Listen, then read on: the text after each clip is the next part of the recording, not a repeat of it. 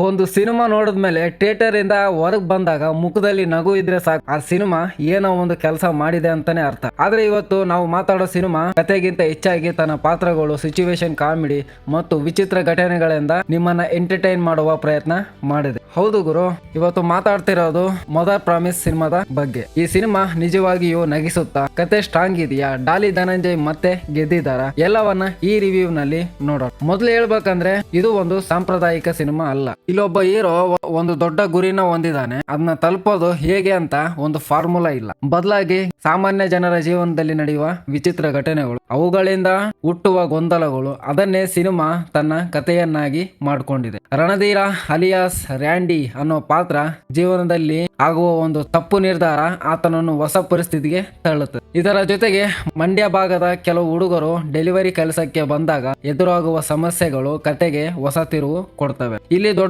Twist ಗಿಂತ ಸಣ್ಣ ಸಣ್ಣ ಸನ್ನಿವೇಶಗಳೇ ಚಿತ್ರದ ಜೀವ. ಈ ಸಿನಿಮಾದ ದೊಡ್ಡ ಪ್ಲಸ್ ಪಾಯಿಂಟ್ ಬಗ್ಗೆ ಮಾತಾಡೋದಾದ್ರೆ ಬರವಣಿಗೆ. ಯಾಕಂದ್ರೆ ಇಲ್ಲಿ ಕಾಮಿಡಿ ಅಂದ್ರೆ ಬಲವಂತವಾಗಿ ಹಾಕಿದ ಪಂಚ್ ಡೈಲಾಗ್ಗಳಲ್ಲ, ಪಾತ್ರಗಳು ಹೇಗೆ ಮಾತನಾಡ್ತವೆ, ಅವರ ಪರಿಸ್ಥಿತಿ ಹೇಗಿರುತ್ತೆ, ಅದರಿಂದ ಹುಟ್ಟುವ ನಗು, ಅದೇ ಚಿತ್ರದ ಹೈಲೈಟ್. ಥಿಯೇಟರ್ ನಲ್ಲಿ ಕೂತಾಗ ಕೆಲವೊಂದು ಸನ್ನಿವೇಶಗಳು ಪ್ರೇಕ್ಷಕರಿಂದ ಜೋರಾಗಿ ನಗು ತರಿಸುವ ಮಟ್ಟಕ್ಕೆ ಕೆಲಸ ಮಾಡ್ತವೆ. ವಿಶೇಷವಾಗಿ ರ್ಯಾಂಡಿ, SMS, ಬ್ಲೂಟೂತ್, ಮ್ಯಾಗಿ ಅಂತಹ ಪಾತ್ರಗಳು ತಮ್ಮದೇ ಆದ ಸ್ಟೈಲ್ ನಲ್ಲಿ ನೆನಪಿನಲ್ಲಿ ಉಳಿತವೆ. ಕ್ಯಾರೆಕ್ಟರ್ಸ್ ಮತ್ತು ಪರ್ಫಾರ್ಮೆನ್ಸ್. ಒಂದು ಸಿನಿಮಾದಲ್ಲಿ ಕಥೆಗಿಂತ ಪಾತ್ರಗಳು ನಮ್ ಜೊತೆ ಉಳಿದ್ರೆ ಅದು ಸಿನಿಮಾದ ಗೆಲುವು. ಗುರು, ಈ ಸಿನಿಮಾದಲ್ಲಿ ಅದೇ ಆಗಿದೆ. ಪ್ರತಿಯೊಂದು ಪಾತ್ರಕ್ಕೂ ಒಂದು ವಿಭಿನ್ನ ಗುಣ ಕೊಟ್ಟಿದ್ದಾರೆ. ಡಾಲಿ ಧನಂಜಯ್ ತಮ್ಮ ಪಾತ್ರವನ್ನ ತುಂಬಾ ನ್ಯಾಚುರಲ್ ಆಗಿ ತೆಗೆದುಕೊಂಡಿದ್ದಾರೆ. ಅವರ ಬಾಡಿ ಲ್ಯಾಂಗ್ವೇಜ್, ಕಾಮಿಡಿ ಟೈಮಿಂಗು ಮತ್ತು ಸಣ್ಣ ಸಣ್ಣ ಎಕ್ಸ್ಪ್ರೆಷನ್ಗಳು ಸಿನಿಮಾದ ಎಂಟರ್ಟೈನ್ಮೆಂಟ್ ವ್ಯಾಲ್ಯೂ ಹೆಚ್ಚಿಸಿದೆ. ಇನ್ನು ಉಳಿದ ಕಲಾವಿದರು ಕೂಡ ತಮ್ಮ ಪಾತ್ರಗಳಿಗೆ ನ್ಯಾಯ ಕೊಟ್ಟಿದ್ದಾರೆ. ಆದ್ರೆ ಸಿನಿಮಾ ನೆಗೆಟಿವ್ ಪಾಯಿಂಟ್ಸ್. ಆದ್ರೆ ಸಿನಿಮಾ ಪರ್ಫೆಕ್ಟ್ ಅಂತ ಹೇಳೋಕೆ ಕೆಲವು ಸಣ್ಣ ಸಮಸ್ಯೆಗಳಿವೆ.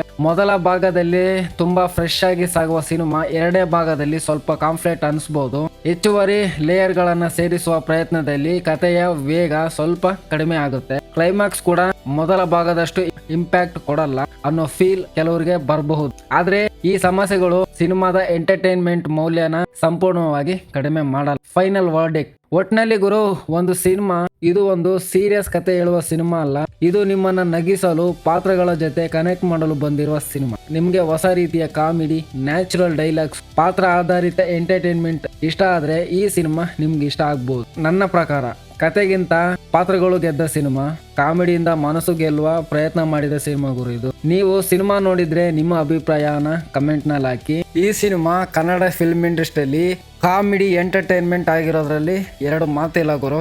ಈ ಸಿನಿಮಾ ನೀವೇನೋ ನೋಡ್ತೀರಾ ಅಂದ್ರೆ ಈ ವರ್ಷ ಕಾಮಿಡಿ ಎಂಟರ್ಟೈನ್ಮೆಂಟ್ ಒಂದು ಸಿನಿಮಾ ಇದೆ, ಫ್ಯಾಮಿಲಿ ಎಂಟರ್ಟೈನ್ಮೆಂಟ್ ಒಂದು ಸಿನಿಮಾ ಇದೆ ಅಂದ್ರೆ ಅದು ಈ ಫಿಲ್ಮೇ. ಖಂಡಿತ ನೋಡಿ, ಮಜವಾಗಿರುತ್ತೆ ಅನ್ನೋದ್ರಲ್ಲಿ ಎರಡು ಮಾತಿಲ್ಲ ಗುರು. ನೀವೇನಾದ್ರೂ ಈ ಸಿನಿಮಾ ನೋಡಿ ಬಂದಿದ್ರೆ ಖಂಡಿತ ಕಮೆಂಟ್ ಮಾಡಿ ತಿಳಿಸಿ ನಿಮ್ಮ ಅನಿಸಿಕೆಗಳನ್ನ. ಇಂತಹ ಕನ್ನಡ ಸಿನಿಮಾ ರಿವ್ಯೂಗಳಿಗಾಗಿ ಗೊತ್ತಾ ಗುರು ಚಾನಲ್ನ ಈಗಲೇ ಸಬ್ಸ್ಕ್ರೈಬ್ ಮಾಡ್ಕೊಳ್ಳಿ ಅಂತ ಹೇಳ್ತಾ ನಮಸ್ಕಾರ.